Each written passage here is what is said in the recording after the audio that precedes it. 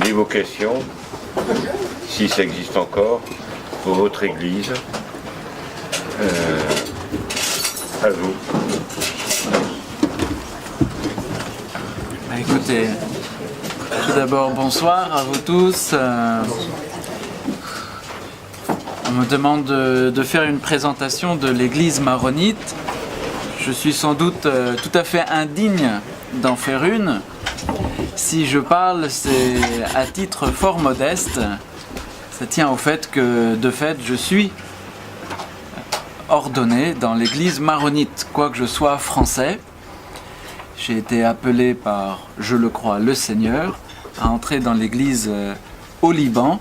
J'ai donc suivi rapidement la formation sacerdotale et me voilà prêtre depuis maintenant 13 ans, ayant servi 10 années pleines au service des Libanais, au Liban et en diaspora. Alors une présentation de l'église maronite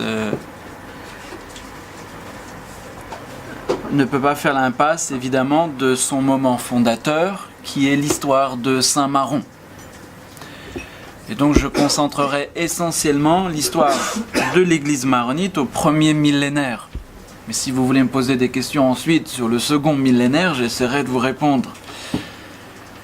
Et puis après, peut-être je vous chanterai quelques mélodies, car c'est quand même un patrimoine original maronite.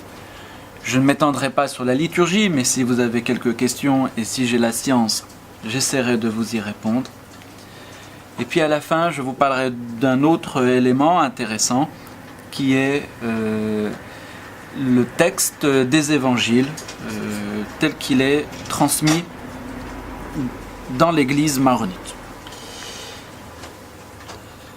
Alors, l'église maronite, en effet, se réfère à la figure de Saint Maron.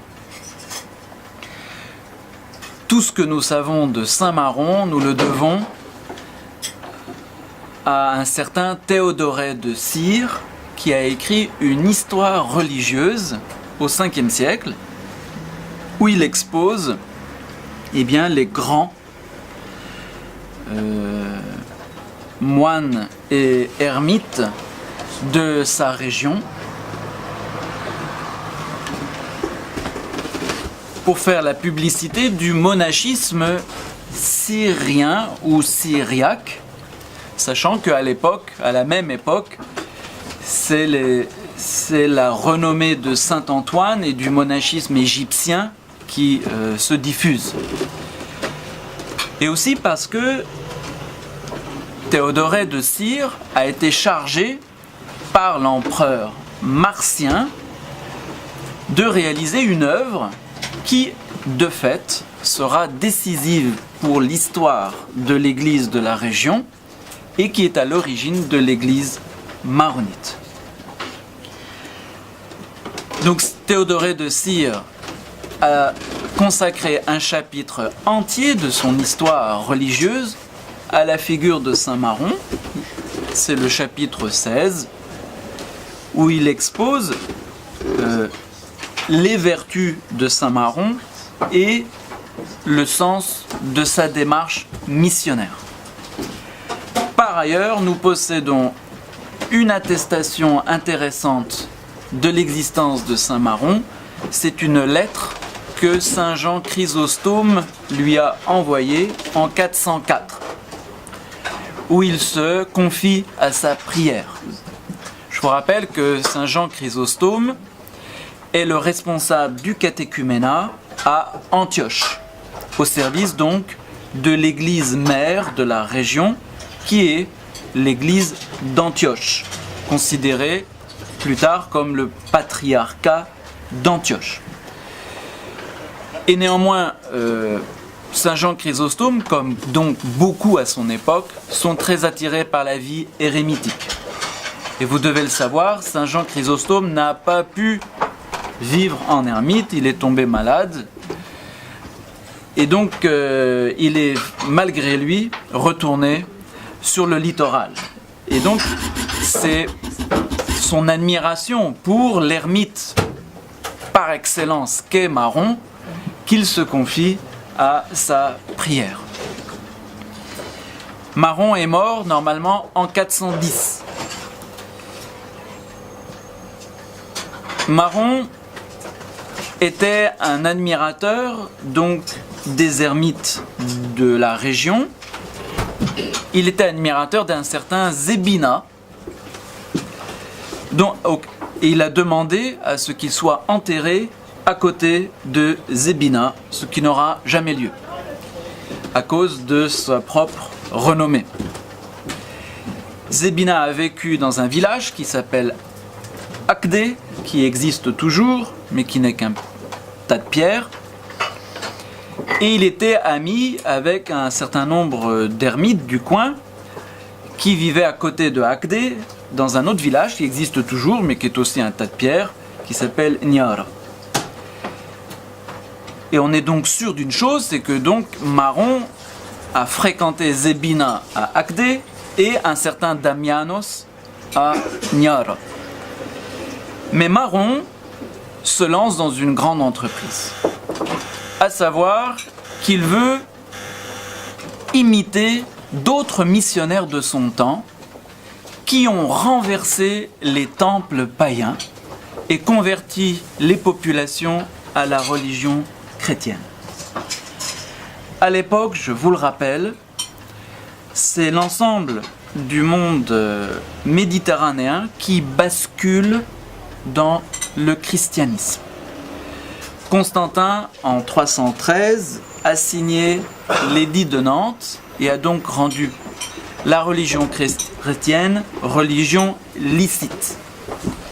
Mais c'est surtout l'édit de Théodose, en 391, qui rend la religion chrétienne officielle pour l'Empire et exige la fermeture de tous les temples et l'arrestation de tous les prêtres de l'idolâtrie. La région, c'est celle de la Syrie depuis Antioche jusqu'à à peine une quarantaine de kilomètres ou soixantaine de kilomètres. La région dite d'Apamée, ou encore du diocèse de Syre, dont Théodorée sera l'évêque, se trouve à peine à une cinquantaine de kilomètres, donc d'Antioche. Cette région-là, c'est la mère du paganisme. C'est la région où on retrouve encore maintenant le plus de temples au kilomètre carré. C'est donc un lieu où les défis de l'évangélisation sont énormes. Et Maron décide de s'y lancer en suivant la technique suivante.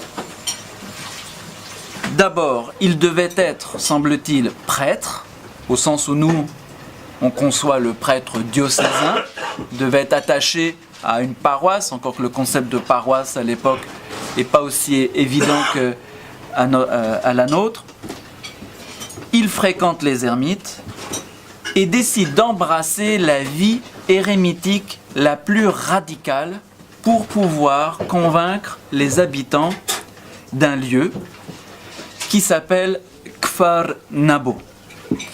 Kfar, ça veut dire le promontoire, le village, et Nabo, c'est un des dieux les plus connus depuis Nabucodonosor, Nabulassar, et c'est aussi de l'égyptien Neb qui veut dire le seigneur. Et donc c'est un endroit de culte très important, s'y trouve un immense temple, et donc Maron décide de se fixer à cet endroit en vivant à l'air libre toute l'année, donc subissant les chaleurs torrides de la plaine de Syrie et évidemment les froids glaciaux de cette même plaine de Syrie.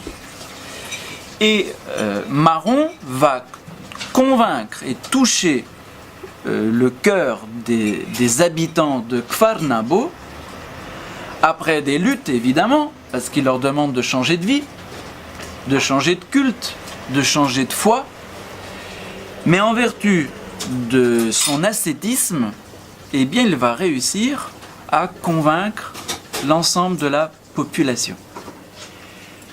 Le Seigneur, semble-t-il, et cela est plus que semble-t-il, c'est certain, l'a gratifié du charisme de guérison.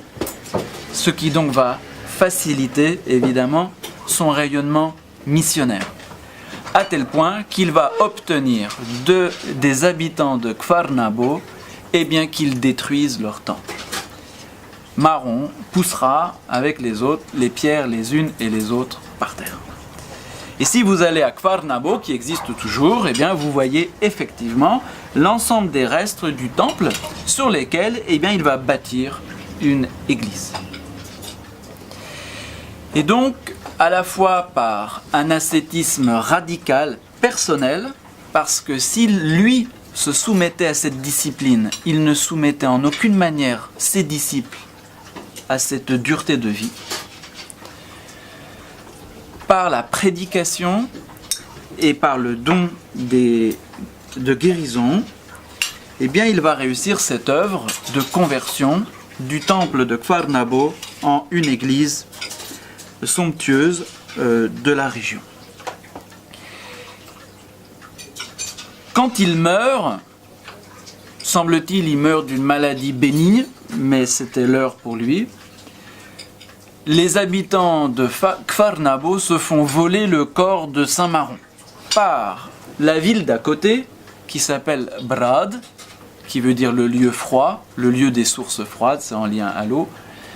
Et Brad, c'est en fait, si vous voulez, la préfecture. C'est le lieu proprement dit de l'administration.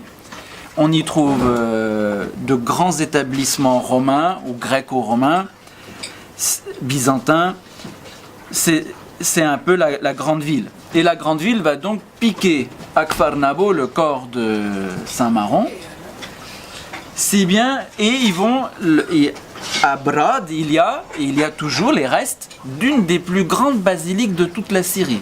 Elle est, semble-t-il, aussi grande que celle de Alep pour Simon le Stylite. Donc c'était pas un petit lieu anodin. Et sur le flanc de cette basilique, ils vont construire un mausolée pour Maron.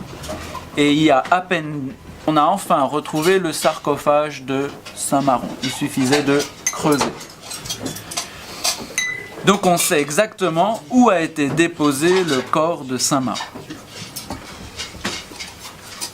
Devant l'éclat de la sainteté de Saint Maron,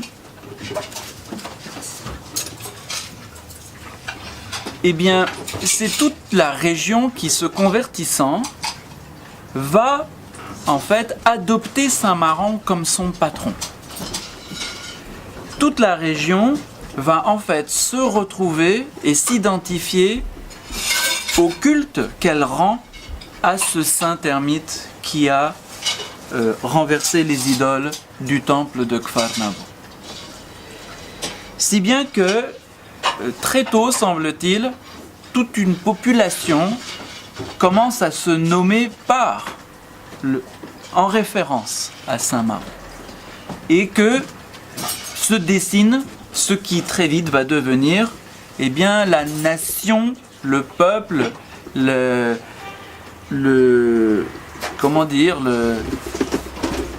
gente maronite. Alors Maron aura bien sûr de grands émules. On en nomme deux. Le premier, c'est un certain Ibrahim, qui fera exactement comme Saint Maron, c'est-à-dire il ira lui aussi au cœur du culte de Baal, qui se trouve au Liban, dans la vallée sainte de l'époque, qui était la vallée du fleuve Adon, tout en haut où se trouve à la montagne, à un endroit qui s'appelle Afka, et c'est là où il va planter sa petite hutte, et il va donc attaquer de front.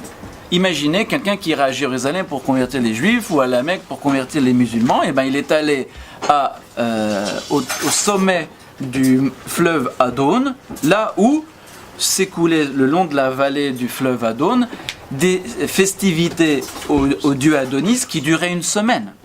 Donc c'était le lieu de culte par excellence. Et donc Ibrahim va convertir le nord Liban, d'une part, enfin en tout cas à partir de la vallée sainte de Afka. Je vous raconte pas comment, parce que c'est assez amusant. Et puis un autre, c'est Simon le Stylite lui-même, ou bien un disciple qui porte le même nom que Simon le Stylite, qui va lui être appelé à la rescousse par des habitants du nord Liban, là où se trouve aujourd'hui ce qui reste de la forêt des cèdres, à Psharé ou Hadas el-Jebbe, où il va délivrer la région de la menace des loups. Et donc, le christianisme va en référence directe à Saint-Maron à travers deux figures, la figure de Mar Ibrahim et Mar Sim'an, qu'il s'agisse du Simon Stylite ou un de ses disciples directs, va se diffuser déjà vers le Liban, la renommée maronite. Alors que, effectivement, les Libanais, au départ, n'ont rien à voir avec la conversion de la population qui habitait les alentours de Apamé. En 451, comme vous le savez, c'est le fameux concile de Chalcédoine qui définit la double nature du Christ. Eh bien, les Maronites, la population qui est autour de Saint-Maron, se range du côté de la doctrine chalcédonienne. Le problème, c'est qu'ils ne sont pas les seuls, il y en a beaucoup qui ne s'y rangent pas du tout. Et donc, l'empereur Marcien, Marcianos, décide de créer dans la région, précisément d'Apamé, et il demande à Théodoré de Cire de superviser ce chantier, de créer un grand couvent dont la tâche sera de répandre la doctrine chalcédonienne. Et Théodoré de Cire va nommer ce couvent au nom de Maron. Et ce sera donc le Beth Maroun, la maison de Maroun. Ce lieu contiendra près de 300 moines. Et ce sera la pépinière de tous les évêques de la région.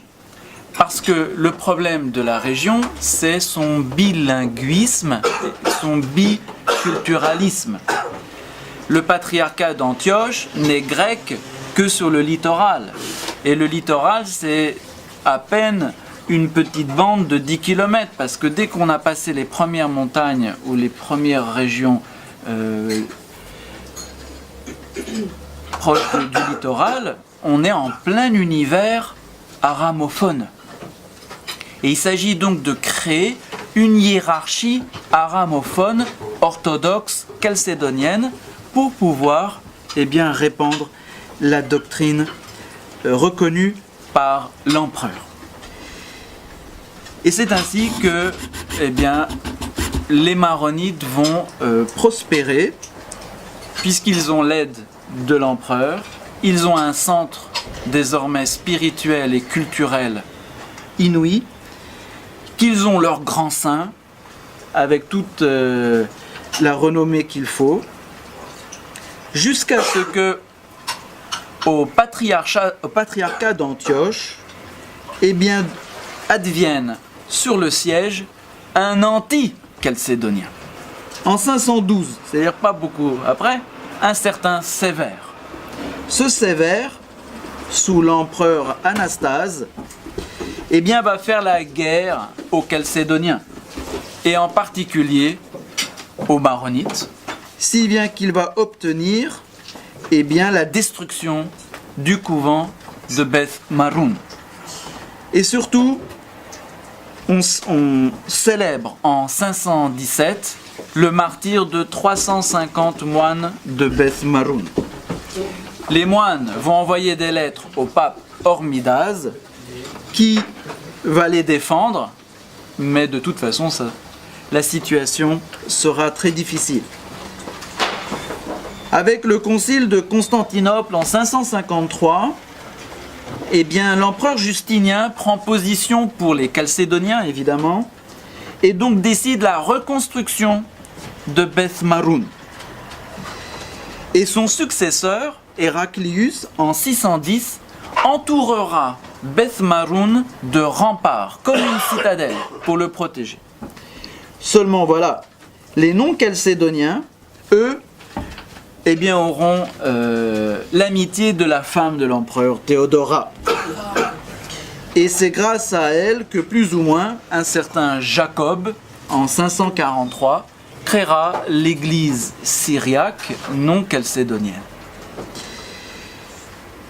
Ce qui leur permettra bien sûr d'avoir beaucoup d'influence et de faire, quand cela leur est possible, eh bien, en sorte de persécuter à nouveau le couvent de Beth Maroun.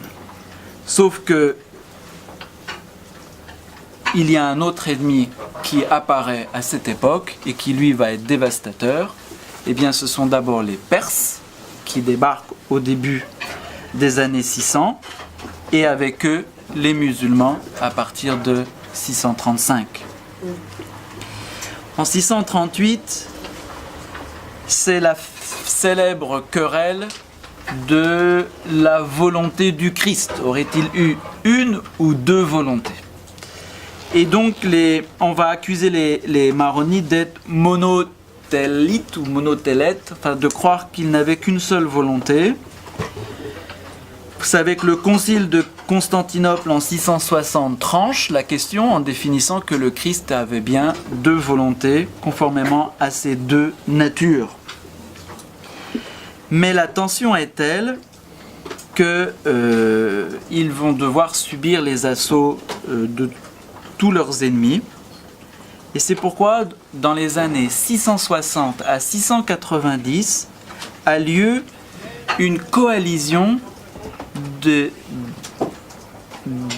un ensemble de fidèles sous obédience maronite du nord du Liban avec certains de Syrie qu'on va appeler le mouvement Marada. Ce sont des guerriers pour défendre les moines et pour défendre la cause orthodoxe. Et ils vont obtenir de vaincre les Omeyyades, c'est-à-dire les premiers califes de Damas. Et Muawiyah sera en effet obligé de signer avec l'État byzantin des accords qui permettront aux chrétiens protégés par les Maradas ou les Maradites eh bien, de vivre sans avoir à payer tribut, enfin d'être en situation de suprématie. Mais ça ne va pas durer longtemps parce que dès 685, le nouveau calife, Abd el-Malik, fera de nouveau des accords avec Byzantins pour que les Byzantins ne soutiennent plus les Maradas. Les Byzantins même offriront 12 000 des Maradas en exil en Arménie et surtout il y aura des tribus à payer. Ce qui fait que les Libanais du nord Liban et donc du nord de la plaine de Damas vers Apamé vont se trouver en situation eh bien, de faiblesse. Et cette faiblesse augmente avec le problème de la vacance du siège patriarcal à Antioche. Depuis 609, il n'y avait plus personne sur le siège patriarcal à cause des invasions d'abord des Perses. Je rappelle que quand même les Perses ont ravagé Jérusalem, qu'ils ont détruit littéralement. Alors, dans cette situation-là, eh bien, les patriarches antiochiens siégeaient à Constantinople et étaient choisis évidemment par l'Empire. Mais avec les Arabes qui coupent carrément les liens entre Antioche et Byzance, Antioche et Jérusalem, Antioche et même Rome, la vacance du siège est telle que, semble-t-il, en 685, les Maronites, alors en tout semble-t-il donc Beth Maroun, ce qu'il en restait de Beth Maroun, décident d'élire de manière unilatérale un patriarche sur le siège d'Antioche, c'est-à-dire sans l'accord de Byzance. Et ils choisissent pour cela un certain à Batroun, au Liban, depuis déjà 676. Et en représailles de cette élection, Byzance décide la destruction de Beth Maroun. Et là, pour le coup, on célèbre le martyre de 500 moines. Voilà. Et là, on fait mémoire aussi de ce que, de nouveau, les forces armées des fidèles maronites et les fameux Maradas vont s'allier, réussir à former une armée de plus de 30 000 hommes et tenir tête à Byzance. Jusqu'en 694, mais après ils devront plier du fait des accords entre Byzance et Abd el-Malek. C'est pourquoi Jean Maron, premier patriarche d'Antioche, maronite entre guillemets, c'est-à-dire élu par Beth Maroun, eh bien, ne siégera jamais ni à Antioche, évidemment, mais pas plus à Beth Maroun. Il sera obligé de fuir au Liban. Il se fixe dans un village qui existe toujours et qui est aujourd'hui, et crée un monastère qui est aujourd'hui un évêché, un village qui s'appelle Kfar Hay, où il déposera la tête de Jean Maron. Alors on ne sait pas trop d'où vient la tête de Jean Maron, semble-t-il. Les gens de Brad ont dû quand même accepter de donner la tête à Beth Maroun. Et avec la destruction de Beth Maroun, cette tête arrive à Kfar Hay, mais cette tête aura pas mal de rebondissements, puisque avec les franciscains, en l'an 1034, eh bien, il partira en Italie, à Foligno.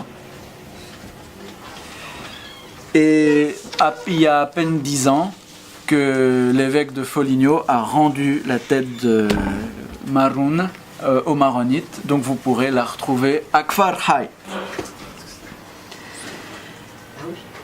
Néanmoins, les choses s'arrangent et Beth Maroun sera reconstruit encore une fois. Beth Maroun sera un lieu central de toute la région puisque les califes omeyyades s'y rendront. On dit que Abd el-Malik ben Marwan y passait ses printemps. Voilà. On dit que Al-Walid ben Abd el-Malik y mourut et fut enterré. On parle même des mariages des califes à Beth Maroun. Ça nous rappelle une chose, c'est que les premiers musulmans ne sont pas très musulmans. C'est-à-dire qu'ils étaient encore fort proches des considérations judéo-chrétiennes. Ce qui est important, c'est que Byzance, c'est vrai, décide la destruction de Beth Maroun suite à l'élection de Jean Maron, mais l'empereur Tibère ne fait pas de nomination sur le siège d'Antioche. Une sorte de reconnaissance implicite de cette élection. Byzance reviendra sur cette nomination, mais sans jamais que ça n'aboutisse à quoi que ce soit, puisque, je vous rappelle, à chaque fois le patriarche n'est pas sur son siège. Rome, notamment, a reconnu, jusqu'au XXe siècle, que l'unique successeur légitime du siège d'Antioche était le patriarche maronite. C'est seulement au XXe siècle qu'est née l'idée de découper le siège antiochien en fonction des confessions, donc des différentes églises liées à leur rite liturgique.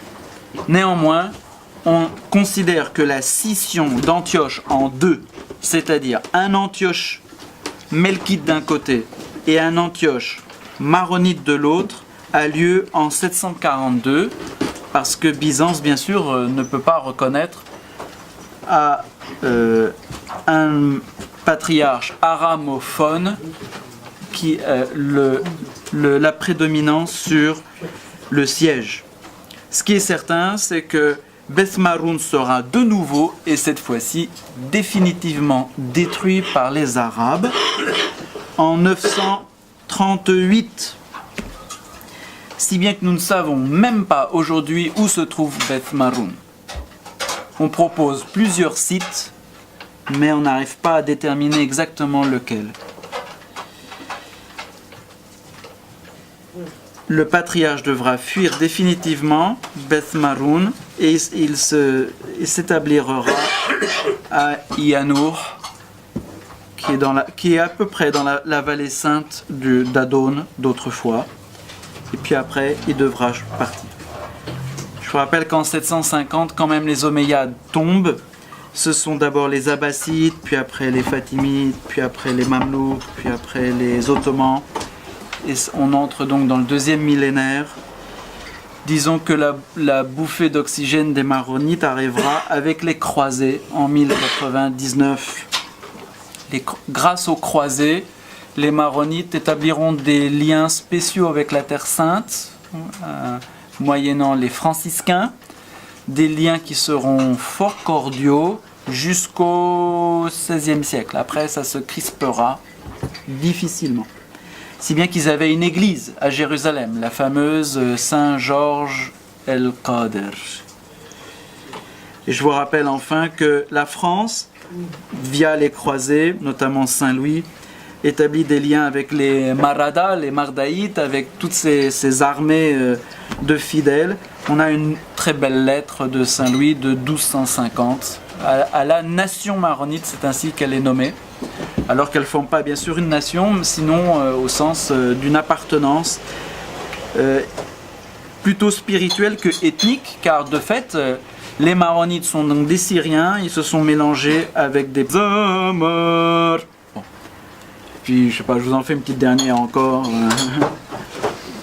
Ça c'est du genre litanique. Litanique souvent en chœur, on chante bien sûr en chœur alterné. Qadishat alohodash dar lavre makhrez leyaldas kushto dentnahbo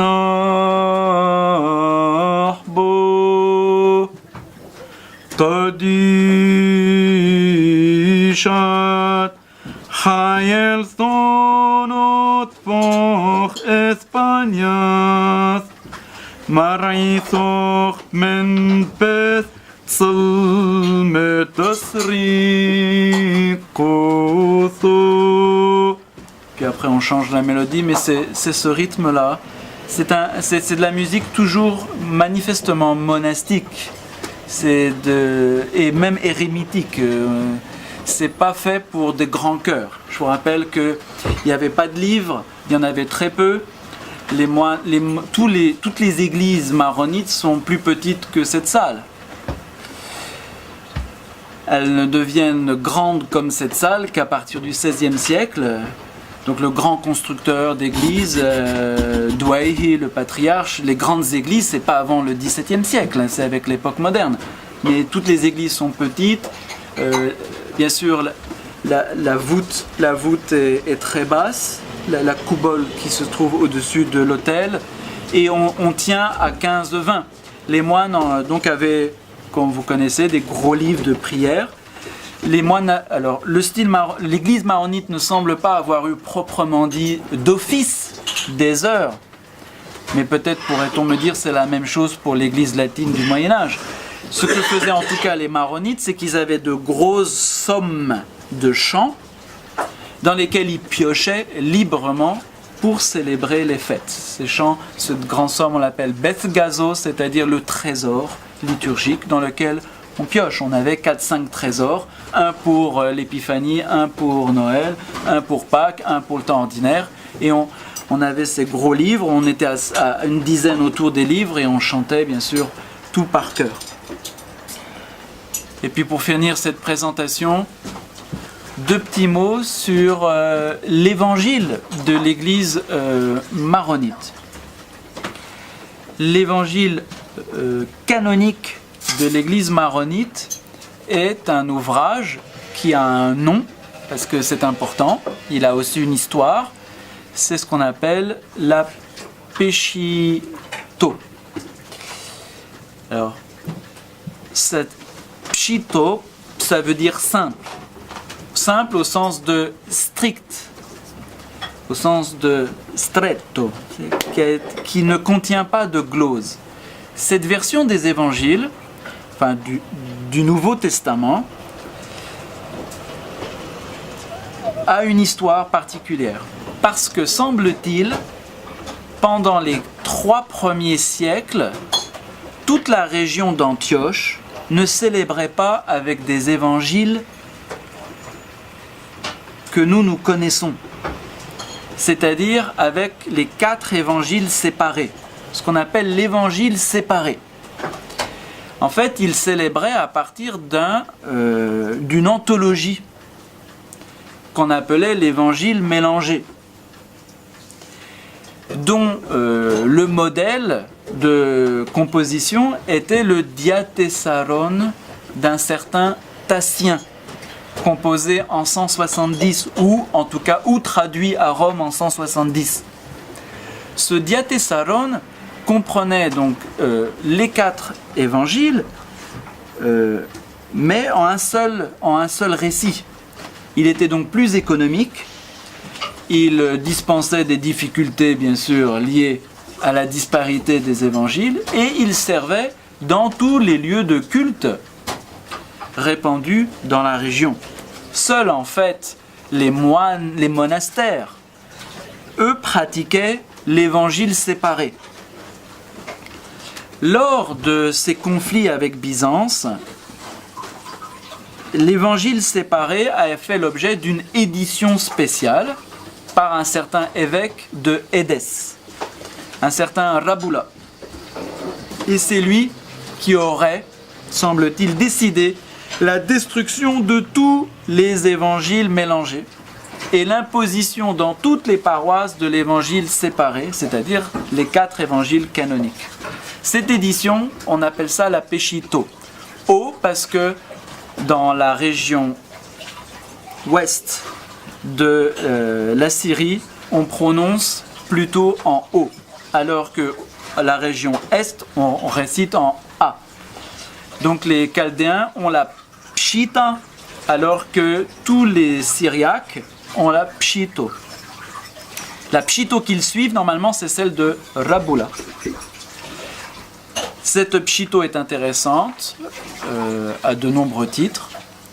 Personnellement, j'en ai fait un usage particulier, c'est-à-dire que en comparant la Pshito et la Pshita, vous avez des signes de ponctuation à l'intérieur du texte qui vous permettent de rétablir la mélodie, enfin le rythme, la rythmisation du texte.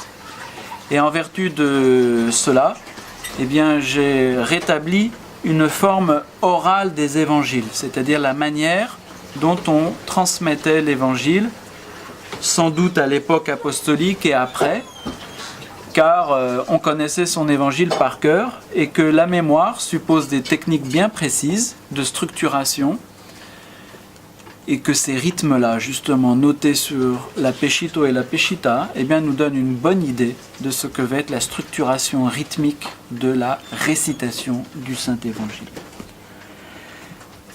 Nous possédons chez les maronites, les patriarches maronites ont possédé un exemplaire orné d'un lectionnaire de Raboula, qui est le plus ancien que nous possédons. Et si un jour vous avez affaire à mes livres, les images qui sont sur mes livres sont les enluminures de cet unique et plus ancien manuscrit que nous possédons, qui est un lectionnaire pour célébrer le texte de la Peshito, c'est-à-dire de l'évangile séparé à l'ancien. Voilà. Je m'arrête là. À vos questions. Il n'y a pas besoin d'applaudir. C'est dans quelle langue? C'est en arabe ou c'est dans quel... Bon, en araméen, c'est dans quelle langue? Ah là on est en araméen, je parle araméen. Je vous rappelle que on ne parle pas arabe avant le XVIIe siècle. Aujourd'hui tout est en arabe. Les maronites se sont modernisés. C'est le défaut d'être l'église la plus proche de l'Occident, d'avoir nourri des liens avec l'Occident, d'une certaine manière, a nourri le passage à la langue vernaculaire. Ceci dit, même les orthodoxes sont passés à la langue vernaculaire, même avant les maronites. Ceci dit, les maronites ont connu, du fait de leur relation avec l'église latine, une grande période de latinisation. C'est-à-dire qu'à partir du XVIIIe siècle, ils ne célébraient même plus la messe en rite maronite, ils la célébraient en rite latin. Donc ils ont eu... C'est-à-dire que pour payer leur fidélité à Rome, ils ont dû parfois se priver carrément de leur rite. Donc ça a entraîné de grosses perturbations dans la pratique, jusque finalement la dernière réforme, celle de Vatican II, qui a été le retour, entre guillemets, aux sources maronites. Donc les conflits entre la modernité et la tradition ne sont pas du tout les mêmes dans l'univers maronite, puisque c'est finalement Vatican II qui a permis de faire qu'on célèbre en rite maronite et pas en rite latin, en rite tridentin. Comment les patriarches arrivent-ils à ne pas s'interposer entre le pape et les fidèles, étant donné la foi incroyable que les fidèles semblent avoir à l'égard de leur patriarche? Y a-t-il pas quelques dissonances parfois entre la papauté et les patriarches? Dans l'histoire, il n'y en a eu aucune. C'est la fierté des maronites de ne jamais avoir eu le moindre conflit avec le siège romain. Ils prétendent ne s'être jamais séparés de Rome, à aucun des conciles antiques, et dès qu'ils ont été en contact avec les Romains, la première chose qu'ils ont faite, c'est déclarer leur unité avec Rome. Alors, ça peut être aussi une stratégie diplomatique. Néanmoins, c'est un fait. Les maronites se sentent attachés à la figure de Pierre. Toute la liturgie ne cesse de parler de Pierre. Le monde syriaque, en tout cas la liturgie maronite, possède deux grandes figures tutélaires, Pierre et Thomas. Voilà. Et donc Thomas c'est le grand apôtre de tout le monde aramophone. Donc c'est lui le grand. C'est l'égal de Pierre, on l'appelle l'égal de Pierre. Donc Pierre et Thomas sont ensemble et par conséquent ils n'ont jamais ressenti le moindre hiatus entre leur fidélité au patriarche qui assure leur identité nationale, historique, et leur fidélité à la doctrine enseignée de la bouche de Pierre. Ils affirment une intégrale union de foi au niveau dogmatique. Alors après, au niveau, bien sûr, de la gouvernance et au niveau des sacrements, ils n'ont aucun problème. Même s'ils ont dû raboter sans cesse leur propre liturgie pour s'aligner à celle des latins. Mais ils l'ont fait, semble-t-il, toujours de bon cœur, même si après, bien sûr, ça peut créer des problèmes d'identité.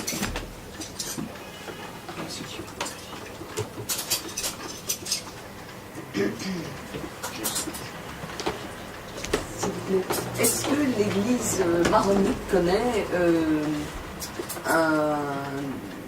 déconstruction de la foi et avec un renouvellement de prêtres et d'évêques difficile à nos jours comme nous l'avons en Occident? Écoutez, à ma connaissance, il y a maronite. Paraît-il, depuis les 10 dernières années, il y a une petite baisse, due à la sécularisation grandissante des Libanais eux-mêmes. Ils n'échappent pas à ce phénomène. Due aussi à l'exode. Parce qu'il faut connaître les chiffres. Les maronites étaient 70% de la population en 50. Ils étaient 50 de la population en 80. Aujourd'hui, ils sont 30% de la population. Donc évidemment, les vocations baissent aussi. Mais l'Orient n'est pas en crise de foi comme l'Occident. Pour deux raisons. L'une en leur défaveur et une autre en leur faveur. L'une en leur défaveur, c'est qu'ils sont en retard. C'est-à-dire que le niveau de rationalisation des mentalités, de développement scientifique des individus, de sécularisation des esprits, n'est pas aussi avancé que chez nous. Donc effectivement, ils ont les orientaux et les arabes que nous connaissons ont tous ce qu'on peut appeler déjà la religion naturelle évidente. Ça, c'est un premier point qui est en leur défaveur au sens. Mais ensuite, c'est un second point qui est en leur faveur, c'est qu'ils voient les désastres de la sécularisation en Occident. Et donc, ils prennent conscience, ils ont une plus haute conscience qu'un occidental moyen de la relation qui existe entre culture et religion. Et par conséquent, un plus grand attachement à la religion au sein même de la démarche culturelle. C'est aussi le fait d'être confronté à diverses religions qui impliquent diversement des comportements culturels qui leur permettent d'avoir une intelligence plus aiguë du rapport qui existe entre religion et culture. Et donc pour un Libanais, travailler les mathématiques, c'est davantage être chrétien que être athée. Alors que pour un Français, c'est le contraire. Oui, alors que Parce que l'athéisme a envahi le monde de la science, mais pour un oriental, la science, c'est le christianisme.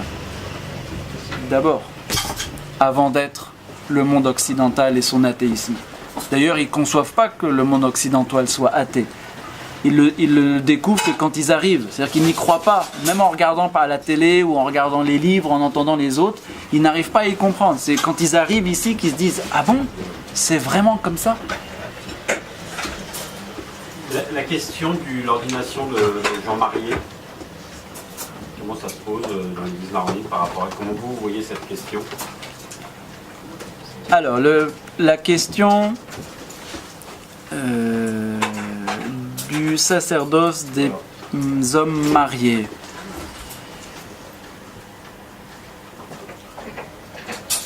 Dans les églises orientales en général, et en particulier dans l'église latine, maronite, le sacerdoce des hommes mariés intervient d'abord comme un pis-aller au manque de moines pour le service des fidèles. C'est-à-dire que la mentalité d'origine du sacerdoce est une mentalité monastique. On est consacré à Dieu et les moines servent les villages qui sont autour. Mais comme il manque des prêtres, parce que les paroisses grandissent, parce que la population augmente, alors va naître peu à peu la figure du prêtre séculier. Enfin, il faut savoir que la figure du prêtre séculier, c'est-à-dire le prêtre qui est au milieu du monde pour servir les laïcs, c'est d'abord d'origine latine. Même chez nous, c'est lié à la réforme de Trente. Et les maronites ont reçu ça de l'application du concile de Trente aux institutions maronites, au fameux concile dit maronite. Alors comment cela se passait à l'origine? C'est très simple, c'est qu'on manquait de prêtres et donc on choisissait un père de famille qui avait bien rempli sa vie, dont toute la famille avait témoigné de sa piété, et alors on l'élevait sur les autels pour le service du village. C'est tout nouveau, ça fait à peine 20 ans qu'apparaît une nouvelle problématique, c'est-à-dire des jeunes gens qui veulent à la fois se marier et être prêtres. Mais avant 30 ans, ça n'existait pas. On était soit consacré dès le départ, ou bien on était consacré au terme de sa vie familiale, parce que les gens témoignaient de la piété de la personne, et qu'on en avait besoin. Alors aujourd'hui, en effet, on est confronté à une nouvelle configuration. L'église maronite, ces dernières années, a ouvert grand les portes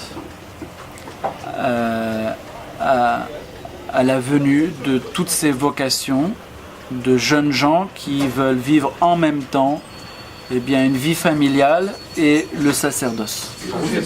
Donc ils deviennent salariés, comment vivent-ils pour survenir aux besoins d'une famille qui peut être nombreuse? Oui, ils deviennent salariés. C'est-à-dire qu'ils travaillent. Ils font comme les orthodoxes. Mais je vous ai dit que ce que je dis là, c'est commun à toutes les églises orientales. Cette configuration-là est commune à tous. Les orthodoxes, oui, ils ont les mêmes problèmes. Ils sont sans doute plus verrouillés que les maronites, mais les maronites sont en train de reverrouiller actuellement. C'est-à-dire que maintenant, ils imposent des années de mariage avant d'être prêtres. Alors qu'à une époque, ils étaient devant un afflux de jeunes gens qu'ils mariaient et ordinaient dans la foulée. À mon époque, ça se faisait comme ça. Maintenant, ils mettent le frein parce qu'évidemment, ça devient problématique. Mais néanmoins, ça constitue une chose pour l'instant heureuse, qui ne cause pas de gros problèmes. Aucun problème même. Proche des pasteurs, protestants. Non, ça n'a rien à voir. Au niveau de ce statut marital. Ce que j'ai vu pour l'Irak, c'est qu'en fait, dans les années 60, en fait, beaucoup de jeunes gens faisaient leur séminaire et qu'ils allaient chez les dominicains, qu'ils soient syriaques ou chaldéens, ils allaient chez les dominicains, ils étaient formés, et certains devenaient prêtres, d'autres pas. Donc c'est une figure assez classique, c'est « Ah bah oui, j'étais au séminaire avec un tel, et maintenant je travaille, bien, tel autre, c'était mon camarade de classe, il est évêque, il est prêtre. » Et donc ces hommes mariés qui devenaient prêtres au bout d'un certain temps, ils avaient une formation religieuse, si j'ai bien compris ce qui se passait. Et souvent, il y avait aussi l'histoire de familles de prêtres, donc de fils de prêtres qui devenaient prêtres. Est-ce que cette prêtrise tourne vers la descendance de Melchisédek? Est-ce qu'ils se sentent prêtres selon Melchisédek? Ils se sentent prêtres, absolument. Alors ça, on ne pouvait pas discuter avec eux. Hein. Ils se sentent autant prêtres que les célibataires. Oui, les célibataires peuvent mettre tout leur temps au service des paroissiens. Mais comment avoir une vie de famille avec des familles nombreuses? Parce que je pense qu'il n'y a pas de contre-ordre à avoir justement beaucoup d'enfants. C'est-à-dire que... Vous savez, il y a la règle et il y a la réalité. Vous avez des prêtres célibataires qui sont moins missionnaires que des prêtres mariés, etc. C'est-à-dire que on est tous d'accord sur les vertus du célibat, mais il n'est pas constitutif du sacerdoce. Ceci dit, attention, il faut aussi se référer à la tradition de l'Église, à savoir d'une part que les prêtres mariés, en continuité avec le sacerdoce mosaïque, pratiquaient autrefois la continence, les jours de service liturgique. C'est la raison pour laquelle précisément chez les orthodoxes, on ne célèbre pas la messe tous les jours. Aujourd'hui, dans les mentalités contemporaines, évidemment, ce genre de considérations sont complètement absentes. La seule chose qui est conservée, c'est que consécration sacerdotale rend impossible une autre consécration, et par conséquent le mariage. C'est-à-dire qu'ils ne pourront pas se remarier s'ils deviennent veufs. Et elle rend aussi impossible l'épiscopat, considérant que l'épiscopat est en soi la consécration totale et définitive et la conformation au Christ. Voilà.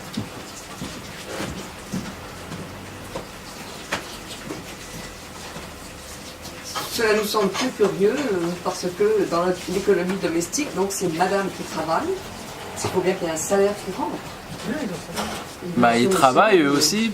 Ils travaillent pratiquement aujourd'hui, ils travaillent essentiellement dans la catéchèse. C'est-à-dire qu'ils enseignent dans les écoles la matinée. Et pour le reste, l'ordinaire du culte est encore assez flou et donc tombe assez directement dans la poche du prêtre encore. Oui, parce qu'il doit vivre de l'hôtel. Oui. Donc le casuel leur revient assez directement. Donc c'est comme ça qu'ils vivent.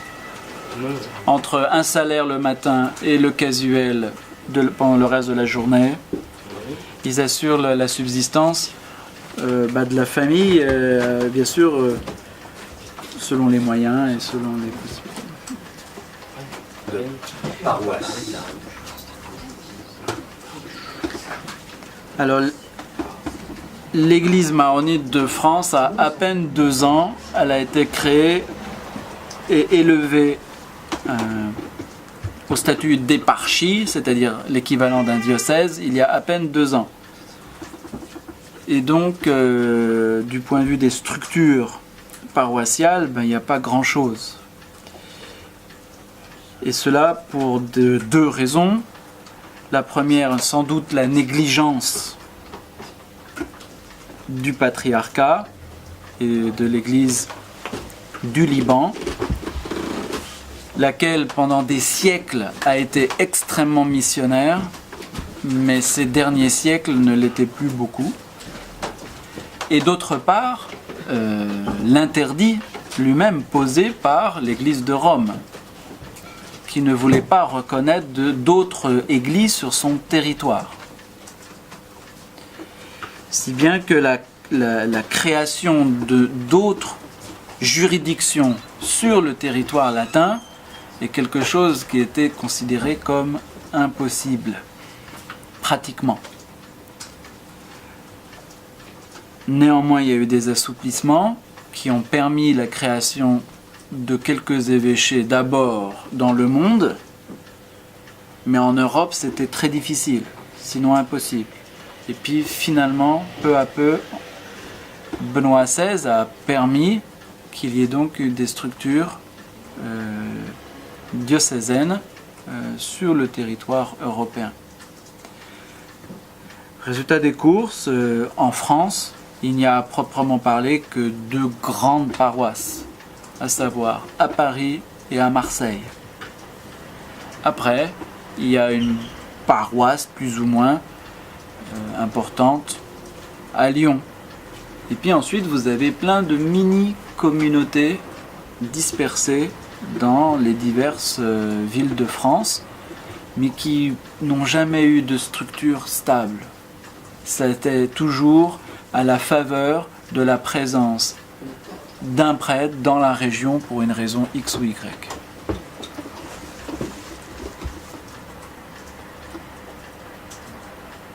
Mais vous avez les mêmes sacrements que votre liturgie. Quelle est la différence entre notre liturgie et celle qu'on a dans nos églises catholiques en France?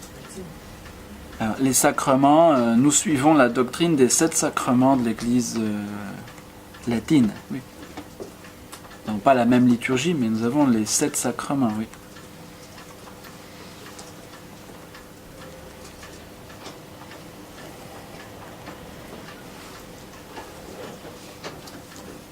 Et où est votre église à Paris? Notre-Dame du Liban se trouve à la rue d'Ulm. Ah oui. C'est bien passé. Oui, mais vous voyez, c'est un hasard de l'histoire. C'est l'État français qui a prêté cette église aux Maronites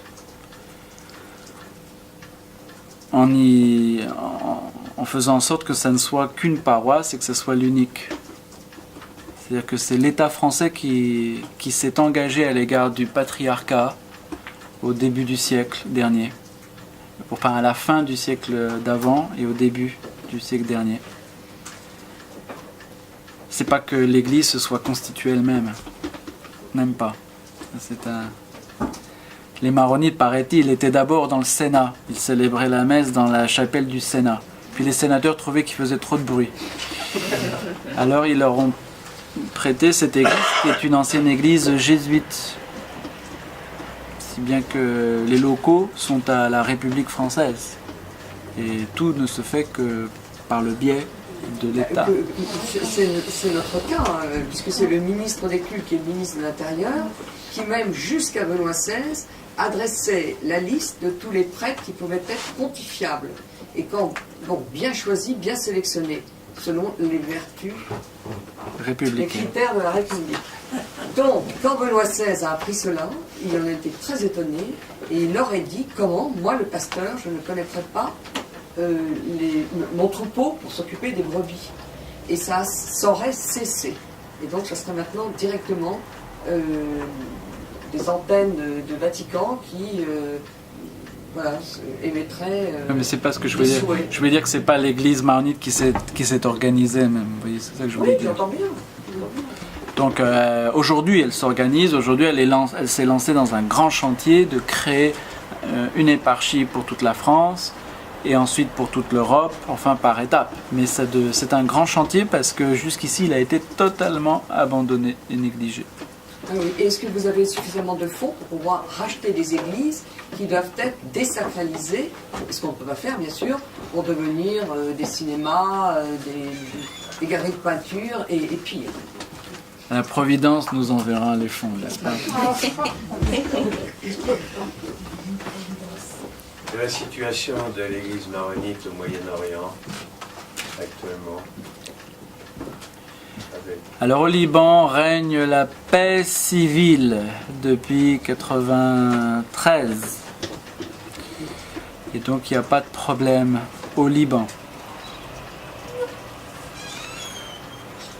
S'il y a des escarmouches, c'est pas lié aux Libanais proprement dit.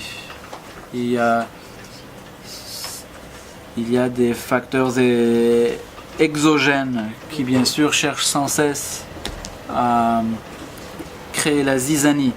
Mais la situation globale au Liban est celle de la paix civile. Après, vous avez d'autres manières de faire la guerre que par les armes. Savoir qu'il y a évidemment ce qu'on pourrait appeler une guerre économique, qui elle est très dure. C'est-à-dire que ceux qui ne sont pas chrétiens cherchent à racheter tout et à prendre le pouvoir par les moyens financiers. Donc de ce point de vue-là, évidemment, l'Église est sous une menace continuelle. Mais en termes de guerre armée, le Liban connaît la paix civile. Alors bien sûr, il y a des actes de terrorisme, mais le terrorisme n'est pas une guerre civile. Donc l'Église maronite est plutôt en bonne posture, ou en tout cas elle n'est pas menacée du point de vue de sa situation civile. Elle est même plutôt, du point de vue politique, elle est plutôt toujours un lieu d'unité nationale et de référence au milieu du chaos général. Donc elle continue à jouer son rôle de stabilisateur de la situation. Quel est l'accueil religieux de toutes ces populations qui ont dû partir, je suppose au Canada ou l'Australie ou d'autres? Est-ce qu'ils peuvent refonder justement avec un prêtre et encore mieux un évêque une communauté religieuse établie pour un certain temps? Est-ce que cet exode il a lieu dans différents pays? Est-ce qu'il y a des pays qui les aident davantage que d'autres? en les accueillant et en fondant, en mettant des fondements d'une communauté religieuse notamment. Où ils sont partis juste pour un exode en pèlerin et après revenir. Vous parlez de l'exode continu des des Orientaux. Je parle des Maronites qui ont dû quitter le Liban parce que vous avez donné des chiffres qui montraient que... Alors, les Libanais quittent le Liban depuis des siècles. Hein. Donc l'exode est continu. Pour de multiples raisons, en fuyant. En revanche, ce qui est nouveau, c'est le basculement de la proportionnalité des chrétiens par rapport aux musulmans au territoire. Donc non, je ne pense pas qu'il y ait de... Enfin, je ne sais pas dans quel sens il faudrait appeler d'aide ou de non-aide à l'intégration des communautés et surtout à la préservation de leur identité propre. Je ne sais pas... Ce qui est certain, c'est que les États qui les ont accueillis tout au long du siècle ont été plutôt généreux. Maintenant, ils n'ont pas cherché particulièrement à faire en sorte qu'ils demeurent des orientaux maronites. Prenons l'exemple du Brésil. Le Brésil, paraît-il, il y a près de 3-4 millions de Libanais pur souche, sauf qu'aucun d'eux n'est Libanais. C'est-à-dire qu'il parle que brésilien, il ne vit qu'à la brésilienne et il est complètement noyé et l'église maronite s'en est aperçue tardivement, donc elle a créé un évêché, mais le pauvre évêché, c'est presque un évêque et un prêtre. Et puis, je veux pas être méchant, mais c'est un peu comme ça. Alors, voilà l'exemple du Brésil. Maintenant, si vous prenez un autre exemple, l'Australie. L'exode s'est fait. Alors, l'exode du Brésil, c'est plutôt les années 30, 40. L'Australie, je crois que c'est un peu après, c'est 40-50. Et là, ils ont rebondi plus tôt et se sont constitués très vite en éparchie. Et là, ils ont une église qui tient le coup. Et donc avec une identité maronite bien marquée. Alors ça tient peut-être aussi à la mentalité anglo-saxonne. Ceci dit, aux États-Unis, ils ont créé 2 éparchies, une à New York et une à Los Angeles, je crois. J'espère que je ne dis pas de bêtises. En tout cas, celle de New York, c'est sûr, et celle de Los Angeles, je ne me souviens plus. Je ne sais pas ce qu'il en est véritablement de la capacité qu'a l'Église de récupérer sa population. Moi, j'ai été pasteur d'une autre diaspora, c'est la diaspora africaine. J'ai été au Nigeria. Les pauvres, me disent-ils, leurs arrière-grands-parents disent « Nous, on est arrivés au Nigeria, on croyait qu'on était au Brésil. » Donc le point de départ, évidemment, n'est pas aisé. Ils partaient en voyageurs clandestins et ils se croyaient au Brésil. Et puis par hasard, il y a quelqu'un qui revenait au pays et il disait « moi, c'est comme ça. » Et, « Ah bon, ils sont noirs chez toi ?» Mais non, au Brésil, ils sont pas noirs. Et puis peu à peu, ils ont découvert qu'ils n'étaient pas au Brésil, qu'ils étaient au Nigeria. Alors là, là aussi, l'église maronite était en retard, donc c'est à mon époque, j'ai été le premier, avec 5-6 autres, à créer une paroisse. Enfin, j'ai été le deuxième, le créateur était juste avant moi, je l'ai connu, il m'a fait la passation. Donc on est très en retard. Donc résultat des courses, vous n'avez pas demandé à l'État nigérian de s'occuper des maronites, vous voyez, c'est pas son problème. Il a d'autres chats à fouetter. Donc c'est à eux. En revanche, je sais qu'aujourd'hui, les États accueillant des réfugiés du Moyen-Orient pratiquent une politique de dispersion des individus. Mais cette pratique a été aussi celle des États-Unis dans les années 20-30, c'est-à-dire en faire en sorte que les personnes ne puissent pas se regrouper, mais au contraire se fondre dans la nation, la nouvelle.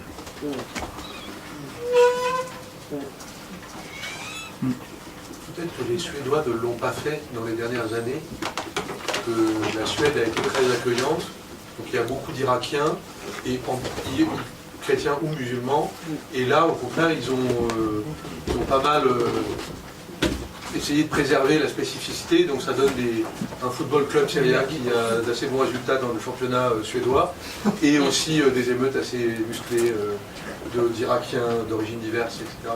C'est une question un peu compliquée.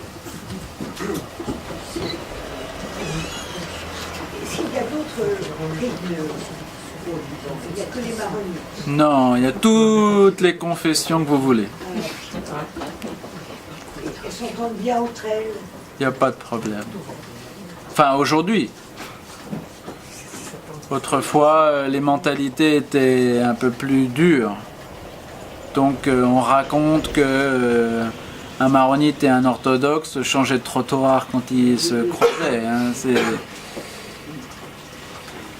Ce qui se passe, c'est que aujourd'hui, tout le monde est marié avec tout le monde. Si bien qu'il n'y a plus de famille purement maronite, famille purement orthodoxe, famille purement ceci, famille purement cela. Tout le monde est marié les uns avec les autres. Résultat des courses, il y a un véritable œcuménisme pratique. Si les églises sont divisées aujourd'hui, c'est à cause des responsables religieux qui restent attachés à leur tradition et qui donc... Mais le peuple proprement dit, lui n'en a que faire de Chalcédoine et de Constantinople et même du purgatoire, etc. Et donc ils vont pas se battre entre eux. Non, ils sont mariés entre eux et voilà. Et dites-moi, est-ce que vous êtes présent en Terre Sainte? Oui, je vous ai dit. Vous pouvez rappeler, s'il vous plaît? Les maronites, à partir des croisés, ont eu vraiment des liens tout à fait particuliers en Terre Sainte. Ils avaient une église propre, avec l'aide des franciscains. À partir du XVIIe siècle, XVIIIe siècle, les choses se sont crispées.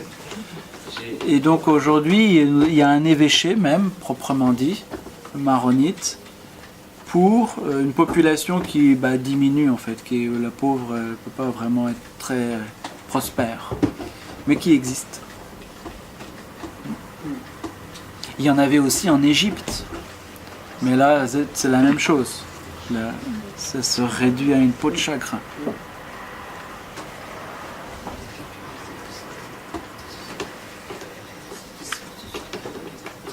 Autre question? Alors, vous pouvez présenter vos livres. Non, si. Mais non, ça n'a rien à voir. Ok. Ça peut intéresser certains. Moi, j'en ai pas parlé, donc ça sert à rien. Vous l'avez évoqué. Ouais, mais j'ai produit des ouvrages, mais qui, si vous êtes vraiment un grand amoureux de la parole de Dieu, j'ai avec moi la traduction de Matthieu, Luc et Jean. Vous pouvez choisir. Restituée de manière orale, telle que on peut le faire à partir des manuscrits syriaques, justement, à partir de l'application des principes anthropologiques de l'oralité découverts et fixés par Marcel Jousse. Donc si vous êtes un amoureux de Saint Jean, ou un amoureux de Matthieu, ou un amoureux de Luc, vous pouvez embarquer un de mes livres. Voilà. Je vous préviens que je les offre, je ne demande aucun sou. Si vous les offrez, alors le père a une œuvre pour un monastère italien, vous pouvez lui offrir. C'est le premier compagnon de Don Gérard qui a fondé un monastère bénédictin à la frontière en Italie, dans le diocèse d'Imperia.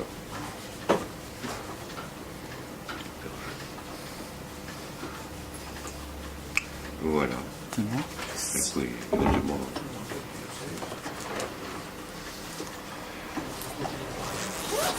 Pas d'autres questions sur les maronites?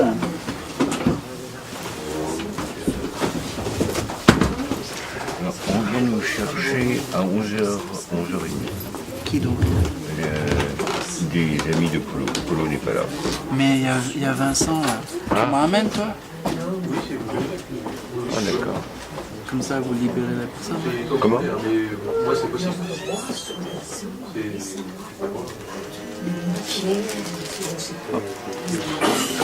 Un, deux, deux.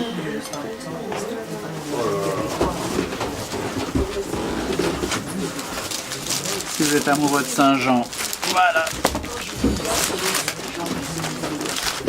Et si vous êtes amoureux de Matthieu, voilà.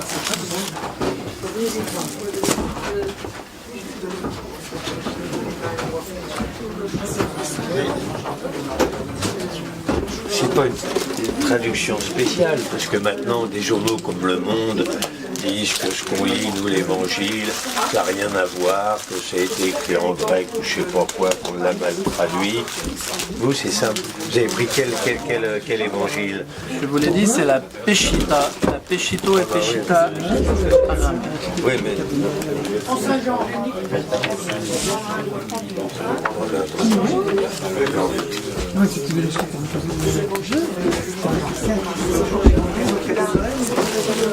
Mais vous les vendez, mon père. Ah bon? Et je vais vous prendre celle-là.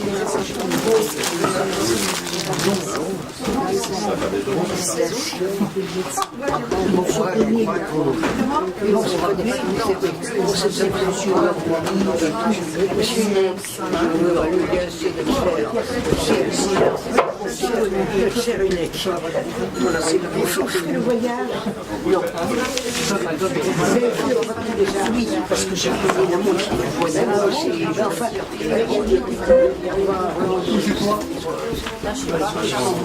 toi qui n'es pas stylé comme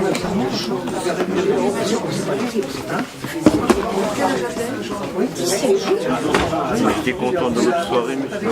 C'est vous qui devez me dire que vous étiez content. Et vous? Oui, bien sûr. Nous sommes toujours des gens attentifs.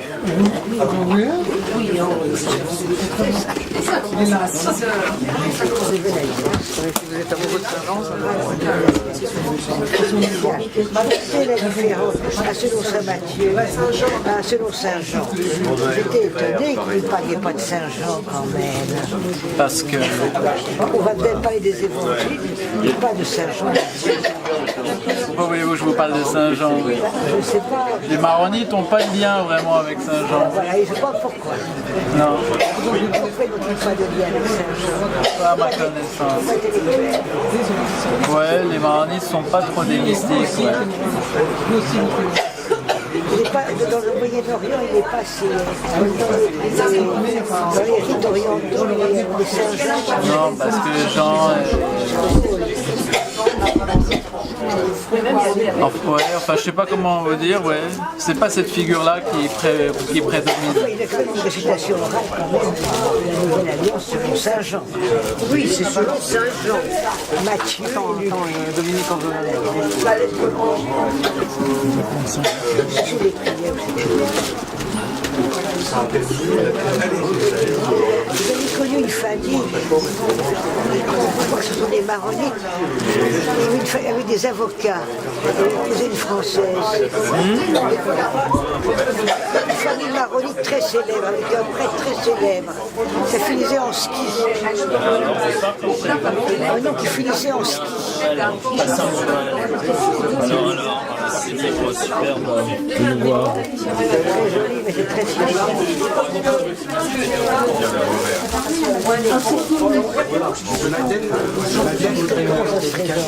Dédicace pour Madeleine. C'est très Sur Saint-Jean? très technique.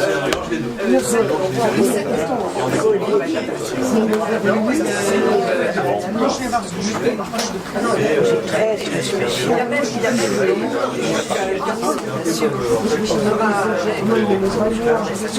Ça va lui plaire.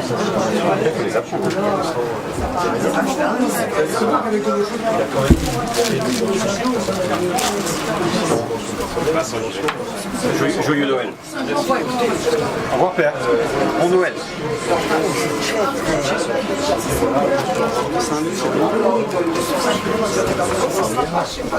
C'est une généalogie qui me frappe toujours.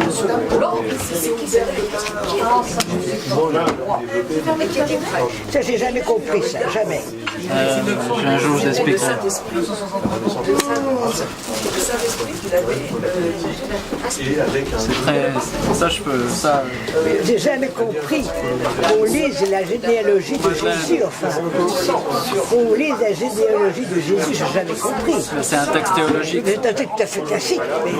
C'est un texte théologique. Ça finit par Joseph, l'homme de Marie, alors que c'est pas son père, c'est pas sa généalogie. Vous avez dit ça un jour au pape, vous étiez au pape. Je trouve qu'on n'a pas à lire la généalogie de Jésus. Bah si, il a une généalogie humaine quand même. Et non, il n'a pas. Il n'y a pas Marie, alors qu'on mette Marie, qu'on mette la généalogie de Marie. Mais Luc nous donne celle de Marie. Luc nous donne celle de Marie. On ne connaît pas celle de Joseph, qu'on ne dise pas, que ça ne finisse pas par Joseph. Mais si, parce qu'elle est théologique, mais vous la comprenez pas, c'est pour ça. C'est parce que vous la comprenez pas, vous savez pas quelles sont les... 400 générations entre chaque. Joseph, l'homme de Marie. Jacob, Joseph. Merci beaucoup en tout cas pour votre conférence. Combien est-ce que rien du tout, c'est vrai. Allez Odile. Oui, d'accord. Pour la conférence. Oui, merci aussi. Voilà, merci Odile.